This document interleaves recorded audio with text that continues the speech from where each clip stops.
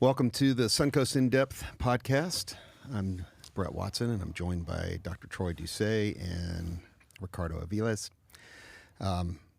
So we're starting the second book within, or the second part of the Universal Christ, and there's a different emphasis. At first, it's more theoretical, like this is what I think Christ is, consider this. Mm-hmm.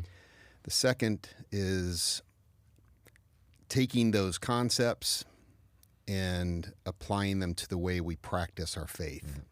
So that's really what the second book is about. And the first chapter, in fact, this part is called The Great Comma.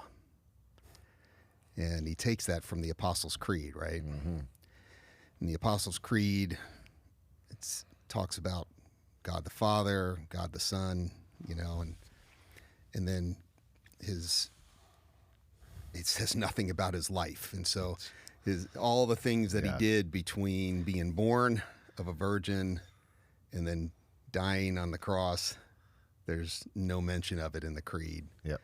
And so Rohr kind of critiques that in this chapter and points out some things about the direction the church took at that point in history, mm-hmm. when the creeds became prominent, mm-hmm.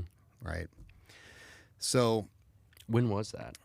Well, the Apostles' Creed is, parts of it are pretty dang old. Mm-hmm. I mean, they're like, some scholars would say even like 120 mm-hmm. AD, at least for parts of it, because you can find pieces of it showing up in baptismal rituals, okay, liturgies.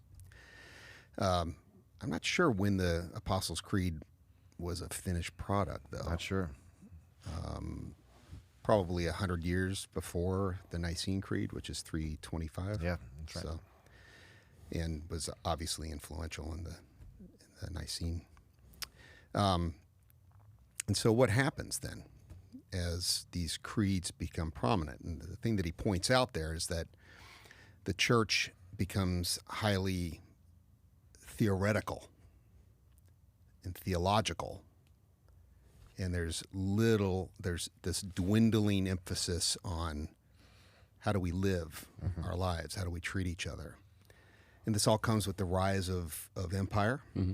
Mm-hmm. and the influence of Christianity within the empire.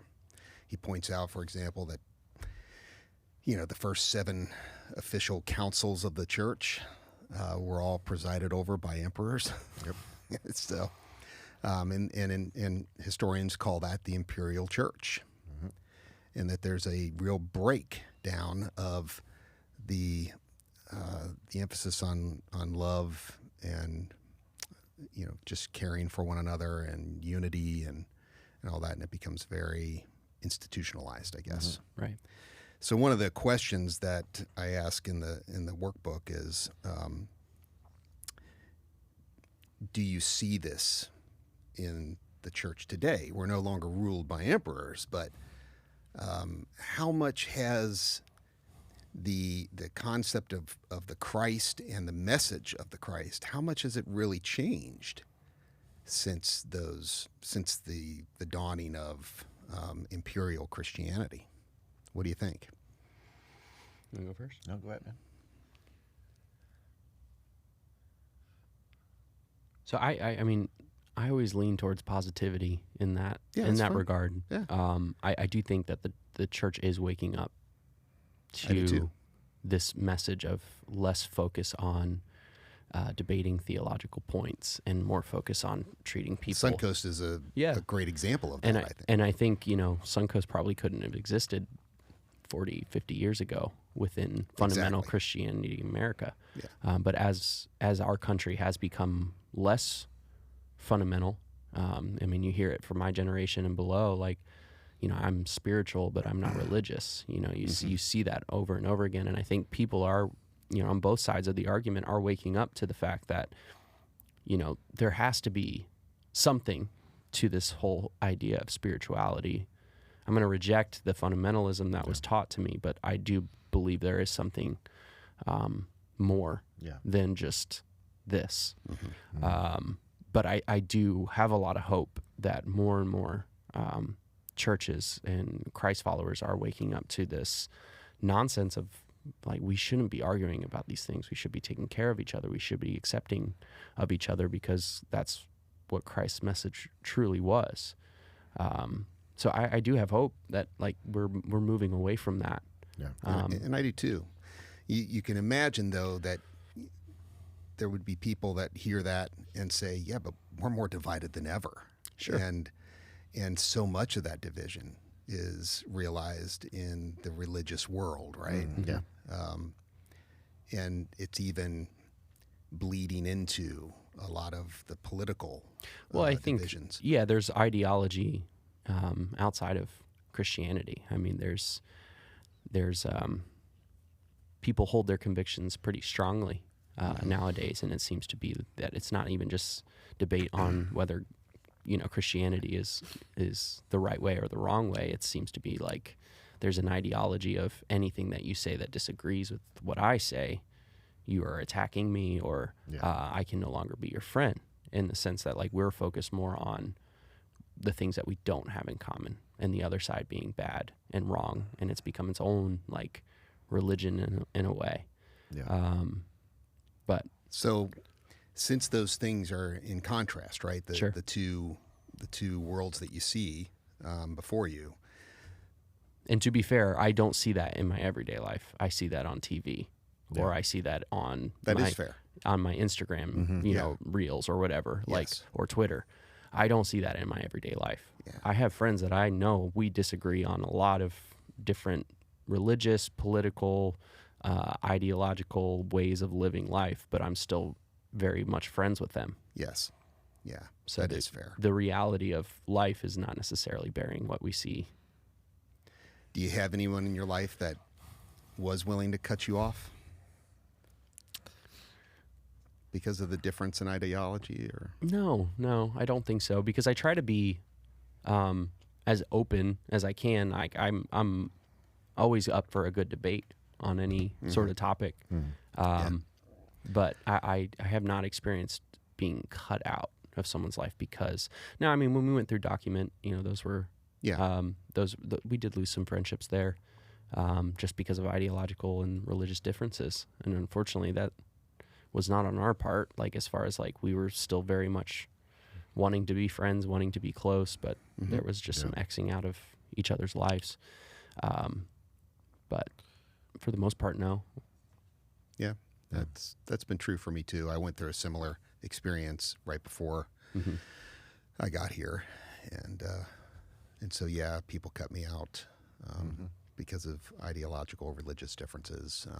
But since then, I agree with you. I think that there is an awakening that's occurring in human consciousness. You know, like when you look globally, it's and Rohr, he believes that too. He points that out in this book.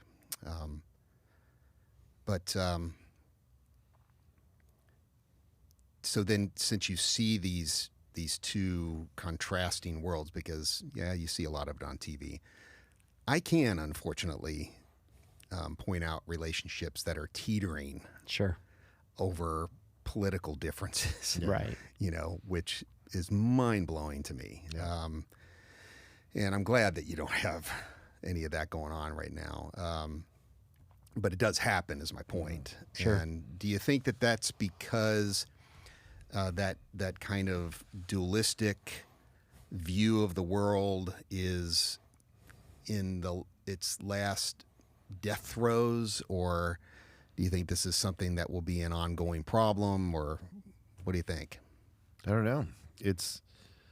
We're coming to a head in terms of how people come to view their own ideological stance, theological stance. And what we're finding out is that the more global we become, the smaller the earth becomes with our access to different cultures and learning.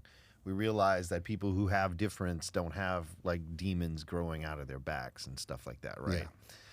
Yeah. And I think I may have mentioned this. We had this conversation before. Proximity. It's the proximity of it. And when you're in proximity, the question is no longer, am I right or they wrong? the question is, which I think what Rohr is asking is, what makes the most sense? Like, what makes the most sense? Because I'm either going to dig my heels into my ideological or theological position, even if it doesn't make sense. Like, I was watching Joe Rogan, and he was just eating this guy who was like this pro-life guy. And he's like, you cannot tell me to make my 13-year-old who was raped carry that baby throughout the full term. He's like, you can't make me do that. You can't make her do that. And the guy was like, well, I don't think two wrongs make a right. And he was just digging in deeper and deeper. And Rogan's like, even I would concede that I don't think it's right for a woman to terminate a pregnancy in the 9th month simply because she doesn't want the child anymore. Like, he goes, and I'm pro-choice, and I think that he goes, why can't you concede this side? You know? And it's this, what makes sense, man? What makes sense? So even if someone has a theological position that Jesus died to save me from my sins so I don't go to hell. Like, think about that position. I don't hold that position, right? Personally. But you ask someone who has married, like, I love your images on here, who has married their faith with their sort of political stance. I ask my students in philosophy this all the time. Tell me who Jesus was, because they mostly come from evangelical homes. And they'll say, well, my Savior, or he saved me, you know, et cetera. And I said, now here's the question. Do you think America is a Christian nation? Yes, yeah. And I said, well, let me tell you who Jesus is according to your theology. Jesus is a man who dies on a cross to save the same dudes who nailed him to it. When has that ever been American foreign policy? When has that ever been American domestic policy? It's never been. You smash a plane into our buildings, we dropping bombs on you, right? You hurt someone in my family, we're coming for you. That's not Jesus at all. And it asks the question, does your theology make sense? Like, does that make sense in the nature of metaphysics, the nature of reality, right? And how we live and breathe. And when I have to concede that it doesn't make sense, then I'm really on shaky ground. And I think that's what Rohr is saying here. Like, he's bringing up these concepts, these theoretical constructs that have plagued the church, because it hasn't been about people. It's been about power. And when you upset that castle of cards, people get really, really, defensive. And that's where the rise of apologetics comes from, and trying to defend things that don't need defending. They need to be destroyed, demolished, So yeah, totally agree. Yeah. No shocker there. So what I think is really good about Rohr's approach to where we find ourselves here, not only for our current time, but that looking back at the teaching of Jesus and the great comma that's left out of the creedal church, if you will, is this life that is concerned principally with others, with loving and caring for and unity and all that. And I think that, and this is why I'm optimistic, like you said you are, Ricardo, if the church continues to move toward what the church has historically called praxis, an orthopraxy that really does imitate Christ, and the focus is lifted from dogma and theory and so on, and moved toward how do we make a difference, and how do we make an even bigger difference as we pull together resources and people, that is ultimately just too difficult to argue with, and ends up shaping culture. Yeah. Well, I think a really important point here is, because whether you fall on Rohr's side or you fall on the fundamental Christian side, I think a really important point when going through some of this stuff is that because it's kind of like what you said, like things don't make if they don't make sense. Well, if they don't make sense to you, somebody else it could make complete sense to. And obviously this guy that had this conviction, it still makes sense in his head. Oh yeah, for sure. You know, so making sense could be deemed subjective. You know, things that make sense to me may not make sense to you. So being okay with, like, I think one of our problems is that we're hyper focused on being right. Yeah. I'm so concerned with being right. Yeah. And if we can let go of, I'm okay if this person, whether we have 10, 20, 30 hours of theological debate, I have to be okay with that person not seeing my perspective and not saying, you know what, you're right. Yes. And so it's like with I know I bring it back to kids a lot, but like, you know, I can tell my daughters all day what they should be doing, but they're going to do what I do. Yeah. They're going to watch what I do and watch what I do in practice. And hopefully that inspires them to live that same life. Yeah. And that has to be our creed as well. Like, that has to be our message. Like, I'm okay if you don't see my point on atonement theories. Yes. But I'm going to show you that what this perspective and paradigm in my life has brought me to live a life this way. Because a fundamental Christian can live just as Rohr has said to live. Oh yeah. Without he wouldn't argue that. believing in the same theological points. Yeah. And so I think that's a really, like, let's still be compassionate to those people that are not necessarily in the same paradigm or in the same religious belief structure. But if we're all pointing towards the same goal of love and acceptance, and I know there are certain theological points that, you know, I have a really good friend of mine that does not believe he believes homosexuality is a sin and that they're going to hell and that there is a hell and that they're going to burn forever. But he's still a really good friend of mine, and we have a lot of debates on it. But I try to show him like what it truly means to love unconditionally and love everyone. And we fail at that all the time, but like at least the North Star of hoping to live that life. And see, for me, I'm not as hopeful, right?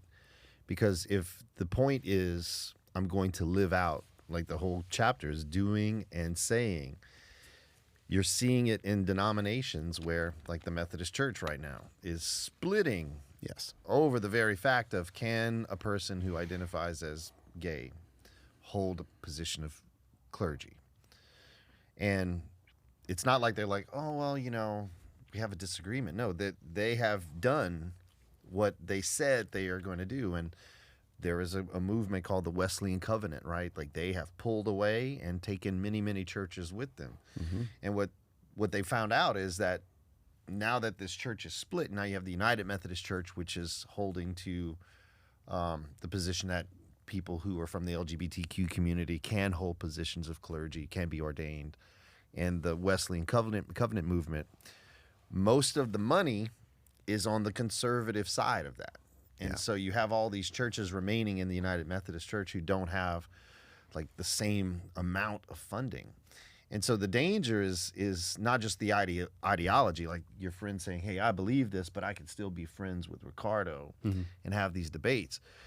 But what happens when they go, now let's do something about this belief, right? And then, you know, you're having literally like friends being pulled apart, like, hey, I'm going here, you're staying. Can you believe? Kind of goes back to the document, you know? And, right. And that's where it gets dangerous, when people actually begin to do the thing that, again, like you said, subjectively makes sense to them, but causes, again, greater divides and sort of greater injury to people. Yeah, my optimistic view is seen through some fairly hellish glasses. Okay? So when I say I'm optimistic, I just think that ultimately, well, I mean, I guess you could put it this way, ultimately God wins, you know, love wins. But there will be a lot of unnecessary suffering along the way, right? Most likely. Well, and that's required for progress, right? Well, Nietzsche said it, right? Nietzsche not says, be unnecessary in my view, but there is some necessary suffering that Nietzsche needed says, for a tree to progress. grow to the heavens, its roots must go down to hell, right? Yes. So that's the paradox, is you have to live within the tension of that. And so we can't, as beautiful as Rohr's vision is, and as beautiful as Jesus's vision was, Father, let them be one as you and I are one. Like, yeah, man, it's pie in the sky for a lot of reasons, But do you think that if you look back 500, 600, 700 years ago, like at the height, like when Martin Luther was, doing his thing, I see a church that has made progress. We're not killing gay people. The church is not killing gay people. Right. Like, we're splitting over theological points. And to say, like, I think that the church is not perfect, for sure. The church has a lot of work to do, but we're at least trending in the right direction. Yeah. In the sense of, we are shedding some of these. The fact that the United Methodist Church is even having this discussion and debate is a good thing, because there isn't this groupthink. There isn't this one think of like, yes, all gay people are bad and therefore they should be excommunicated from the church. It gives me hope that there's debate and split, and that we are moving towards a more inclusive and progressive, which isn't radical. It's what Jesus taught us to be and do and live our life. Even that story gives me hope. Like, for the tension and for the debate to even be a thing. Yeah. Yeah, you hope it. You wish we lived in a world that it wasn't even a thing. But at least that tension is there, and there are sides, and some of that group is still saying, you know what, I don't think that's right. So we will split. Like, we will argue. And we will dig our heels in, because we think that this is the way to go. This is the way to be.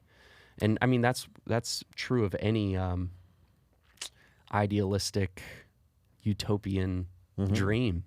It's most likely not going to happen. But at least if we can continue the North Star of like pushing towards that progress, I think that there's a lot of hope in that. And I do too. Yeah. I would challenge a little bit the notion that a fundamentalist that holds to any gay person is going to burn in hell forever can be as loving towards gay people as I can be, one who doesn't believe that. Right. I don't think that that's really true ultimately. Can they live a very Christ-like existence? Yes. Probably far more than many of us would want to admit, even in our own, kind of fleshy side. But I do think at the end of the day, these ideologies, these theologies do shape practice. And so I think the moving forward, and part of the slow burn, change is a slow burn, right? It's slow. Yeah. And it burns. Yeah. Yep. We want progress overnight. Yeah, it's not going to be overnight. Yep. And I think part of that slow burn is challenging those ideologies where they don't make sense, getting back to the way you couched it. But even framing it that way is like, oh, it doesn't make sense, so therefore you shouldn't believe it. I don't think, like, when you're talking about ideologies or paradigms, saying to someone, it's like telling your wife to calm down during an argument. That's not going to help. Right. The approach to it matters. Correct. Yeah. So, like, the only way that change can happen, especially if the person is not open to change, is through discussion over time and hoping and being okay. Like, my friend may never see my point. It's not that I'm saying you're stupid for believing that. I'm just saying, let me give you another view. Let me give you some religious and historical context by some of these verses that you have made this a point in your life. Yeah. And at totally the end, appreciate that. Exactly. And I think that and I think Rohr has that same approach, a more softer, as opposed to just like, I'm going to debate you because your view doesn't make sense, because my view doesn't make sense to him. So who's right and who's wrong? Yeah. No, I get that. The approach, how you approach these conversations matters. But what you're pointing out in the United Methodist Church and the split with the Wesleyan Covenant is where the dialogue ends. Yeah. Right. It is. And that's it is problematic. Yeah. And you point out things like, well, let's consider together John 17, you were quoting just a few moments ago. The obvious, it's no longer subjective if you're going to accept this as the words of Jesus, his prayer, and therefore his desire for unity, that you're willing to do away with that based on comparatively subjective views of what the Bible says concerning homosexuality. Yeah. But I think that doesn't make sense. But I think Jesus' understanding of unity is not we all agree. Correct. It's true. Yes. I think the unity is the awareness that I even live in gay people. And if you think they're going to hell, you don't believe that. And therefore, the problem doesn't lie here. The problem lies there. It's asking the question, how many times can I look at my life? I love what Jordan Peterson says. What's the one thing that you keep doing that just is fundamentally screwing up your life and you keep making excuses for it? Like if I look at something that's true and I keep denying it, at what point is the problem not with the truth, but with my willingness to accept it? And then that's when it becomes there's something wrong with me. See, in my own deconstruction, there was never anything wrong with the teaching. There was always something wrong with me. And I'm like, I'm just asking questions, man. And it always made me feel like a piece of crap, you know? Yeah. Like there's something wrong with you. You're not supposed to be questioning this. I'm like, but it doesn't make sense. Like we throw these terms around like they're supposed to make sense.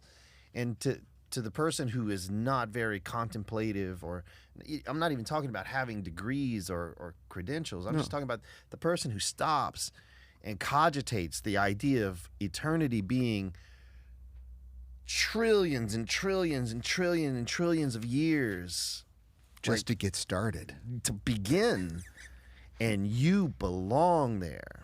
Yeah. Frick, dude, like frick. Like that punishment does not fit the crime. Like I couldn't imagine my daughter, me telling her over and over again, don't take any candy out of the candy jar, and I catch her and then I chop her arm off. Yeah. That now, and CPS would be, all of us in here would go, that would be absolutely, you know, that's a little bit too much, right? That's excessive.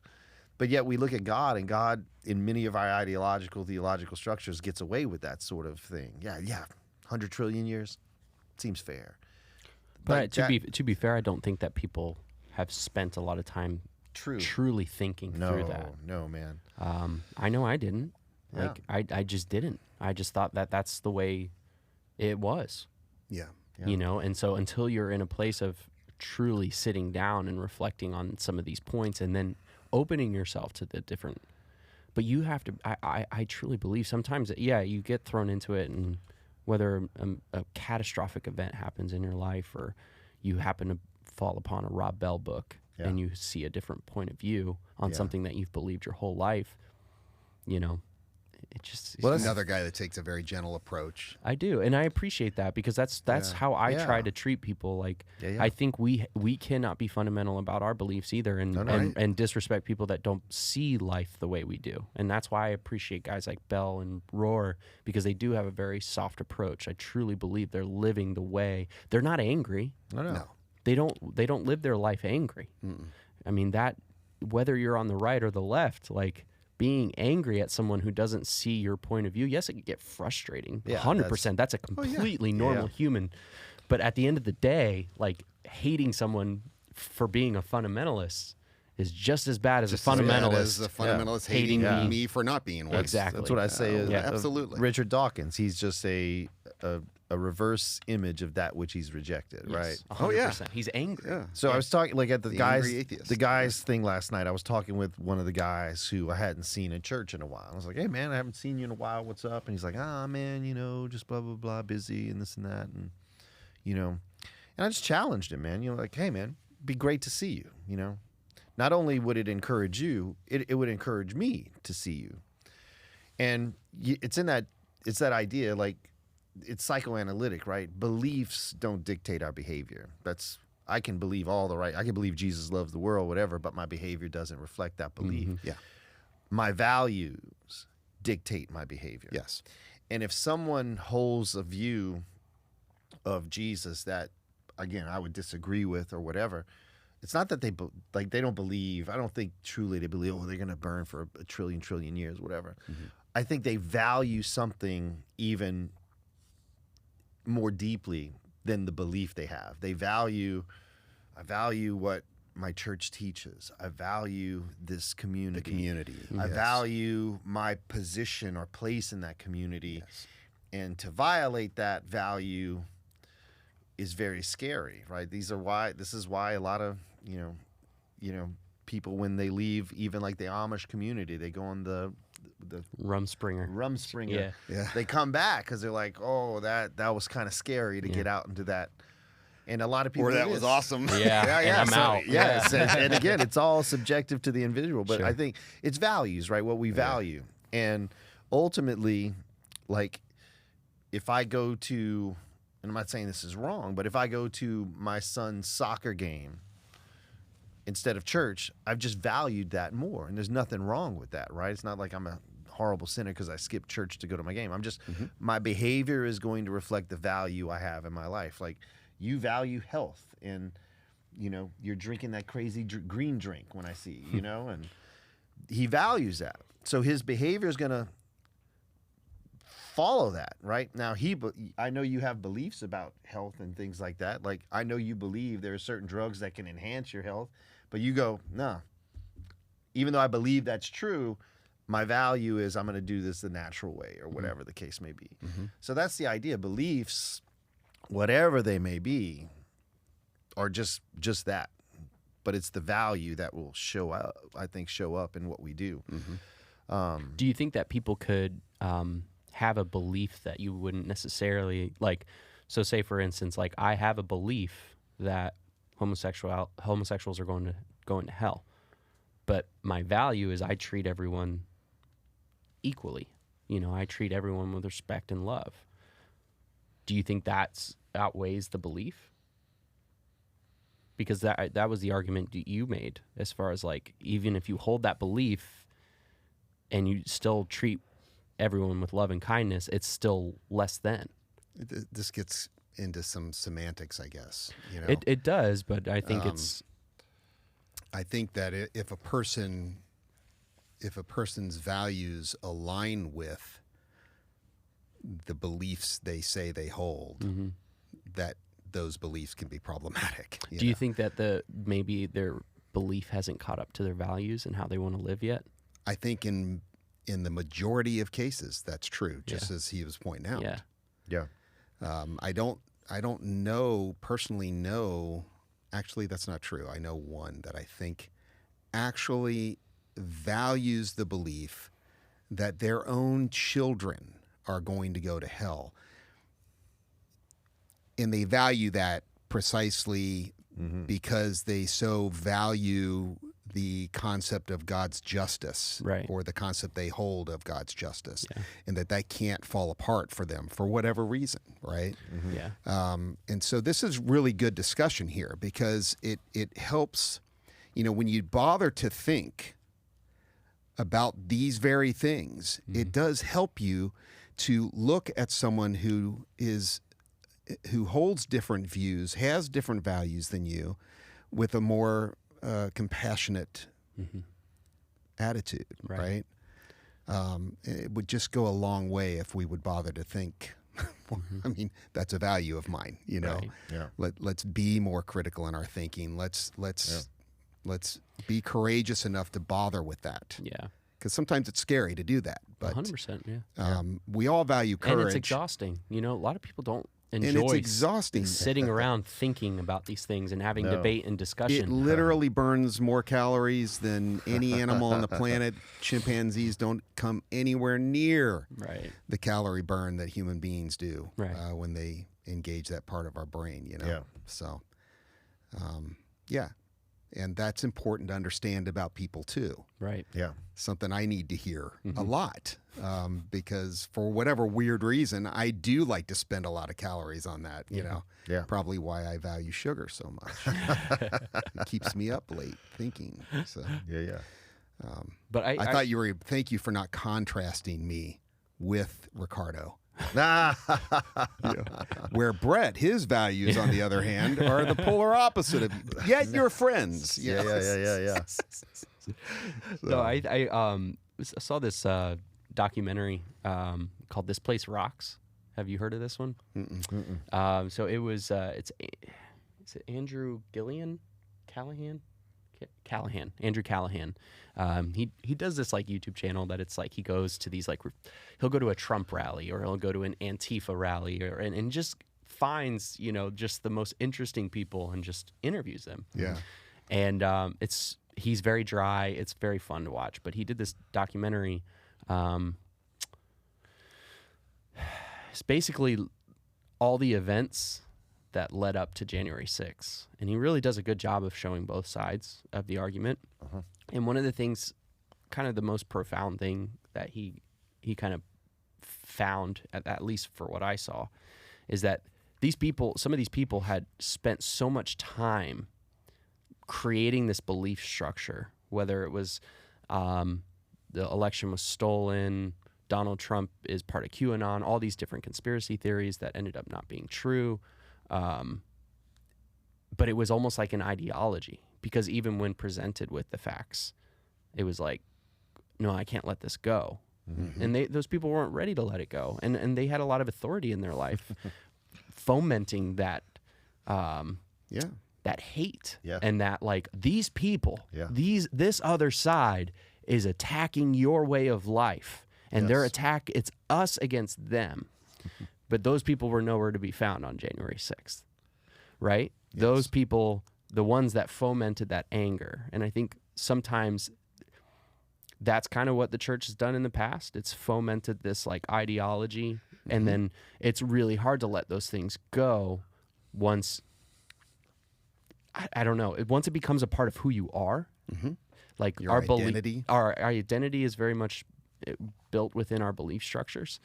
And so I do have compassion for that. When you're sold a certain thing, it's really hard to like, I lean more conservative. And the main difference between conservative and progressive is that conservatives are happy with the way things are and progressives are not. They want change. And so there's a discontentment in their life. Some would say they want progress. Correct. And I think they're both good.